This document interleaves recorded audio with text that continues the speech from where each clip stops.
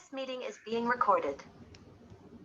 Good morning and welcome to Morning Moments. I am so glad that you came and joined us today. I have a artist, and she's also an author and a recording artist too, and special lady, Heidi Beall. Welcome, Heidi. Thank you. Thank you for having me. I was referred to by a couple guests that I had just a few days ago, and actually I'm gonna hopefully have you guys all in the same week. And they right away said, "Here's somebody you need to interview." So I'm so glad to have you with us today. Welcome. Tell us about yourself. What do you do and why do you do it? Well, I am a homeschool mom of 3 girls. We live in Nashville, a suburb of Nashville, Tennessee, Brentwood. And I paint and I sing, and I have co-written a book with my mother about hospitality. And I'm really involved in our church, and I stay very busy. Yeah. Good. And I didn't mention it. Who's your mother and father? Steve and Annie Chapman. So they are Christian singers and authors and speakers. Yeah. So why do you do what you do? Well, let me go to the beginning.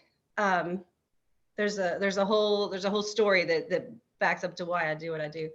I got saved at 5 years old and was a believer. And then when I hit about 30, I got serious. So I know I was saved, I was a believer, but I was about an inch deep those years.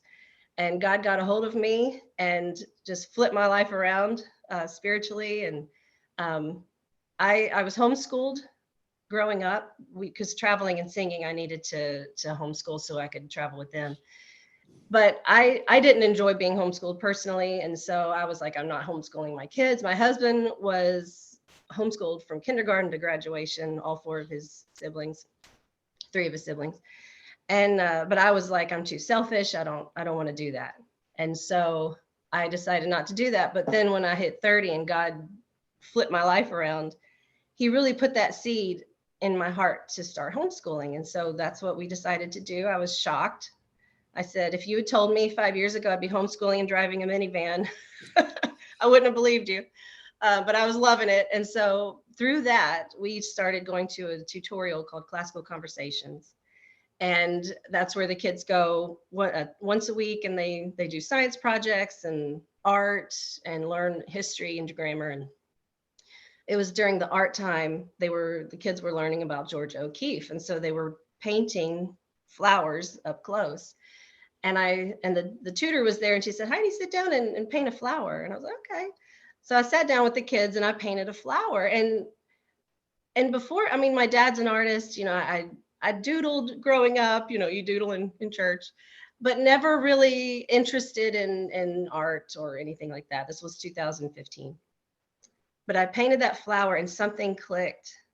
And I went home and I bought paint supplies and I started painting, and I felt like I was supposed to. I felt called to do it. And my parents' 40th anniversary was coming up in a couple months from then. And I said, I'm going to paint them a dogwood, because my dad was in a group called Dogwood. The dogwood is kind of the Chapman family flower. And so I said, I'm going to paint them.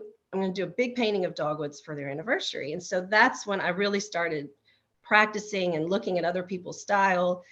And I did that painting, and then I just kept going. I just never stopped. And I felt an urgency to it, that I was supposed to do it. And so that's how I started painting. And when I look back, though going through that, I call it my refiner's fire days, and I'm still in it. We all are. But that was really hard, but I wouldn't trade it because of where God brought me. I never would have thought I would have become an artist. It's really neat how God works. And so that's why I started painting. I started trying different styles. I was doing, everybody was painting the barns at the time, and I tried all that. And finally, eventually I landed on what I really love, and that's nature and seascapes and landscapes and shorelines. And so another story, I went through college And the one thing I remember, don't tell my college this. The one thing I remember in college was from a Bible class, and it was the concept of general revelation. And that is that we can look at nature and we can know that God exists. And Romans 1:20,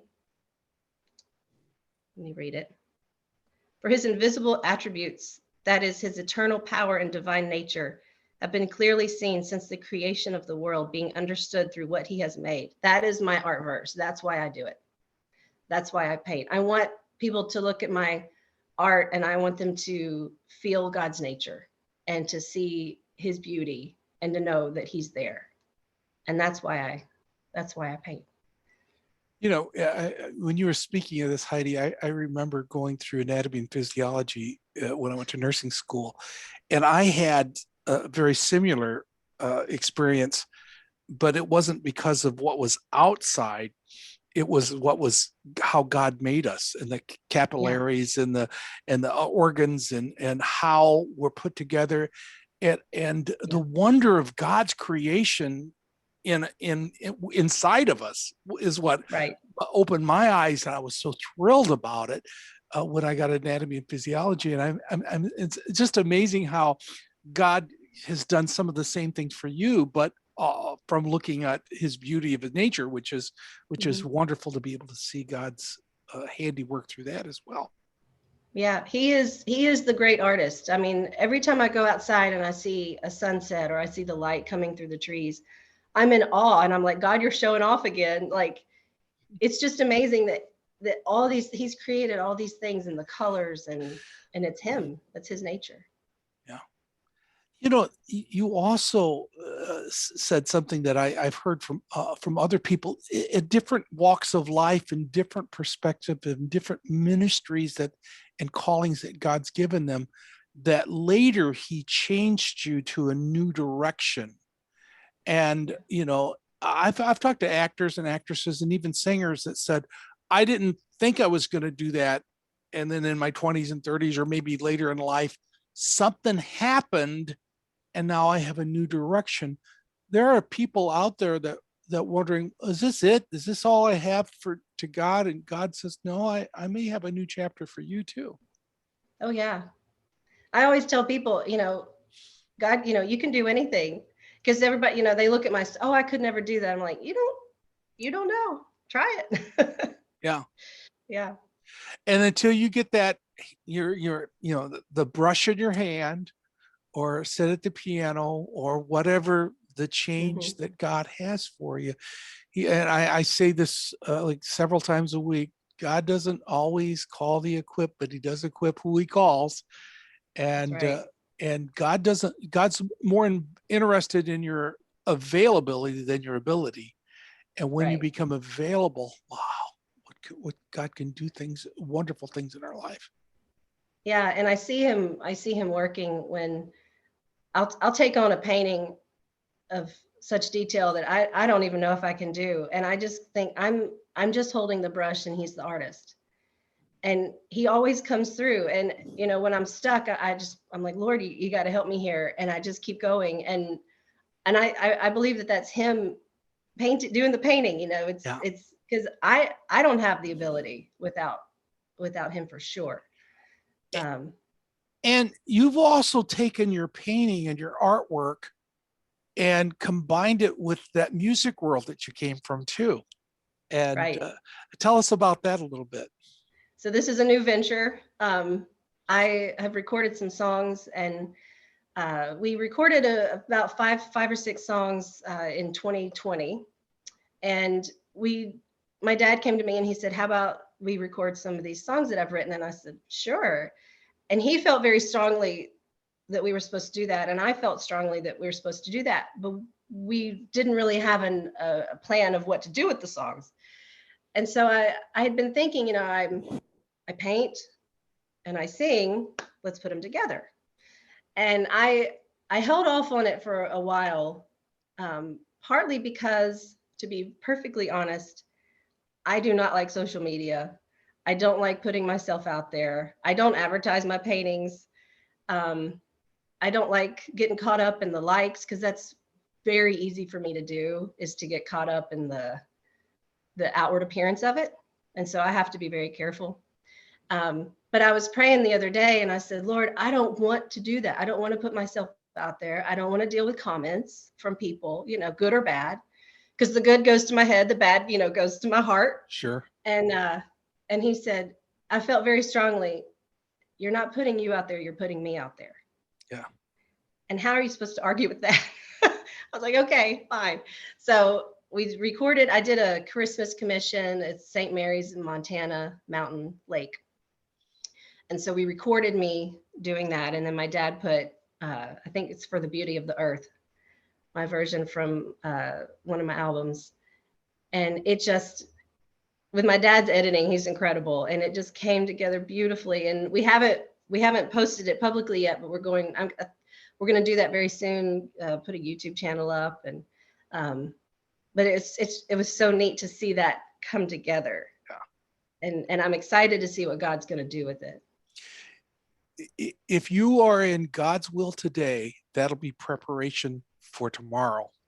Yeah. And sometimes the journey that you take and the struggles that you have in the journey you're at today, God's saying, I'm doing this right now so that we can combine, for example, for you, your music and your art together. But you have to go through that refining of each chapter in your life so that I can make you what I want to make you for, and the purpose.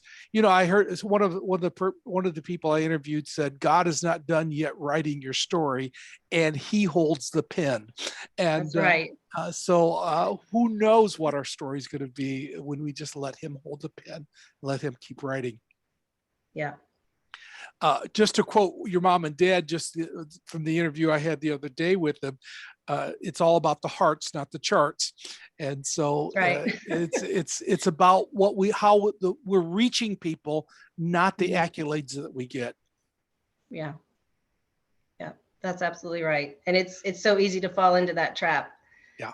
That is the world of social media. But I trust that God thinks that I'm prepared, that I'm okay with prepared for that.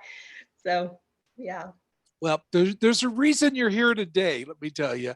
And there's a reason your mom and dad says, you got to interview Heidi, let me tell you. And I am so glad that they had given me your name. And I'm so grateful that you accepted my invitation. I'm going to down below in the comment section, put the information about Heidi, a video that she did have with some beautiful music that was put it together with her painting, as a great example of what God's doing for her.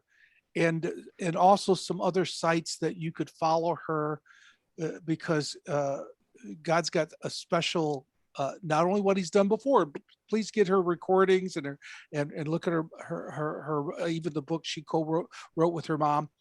Look at those things. But also look what she's going to do. But more important than that is I want you, when you think of Heidi, is to be praying for her and her family, praying that God would continue to bless her in the next chapter of their life. And as God continues to write her story, that she's set in the perfect will, and that God's got a hope, a plan, and a future for her, just as much as He's got a hope, a plan, and a future for you as well.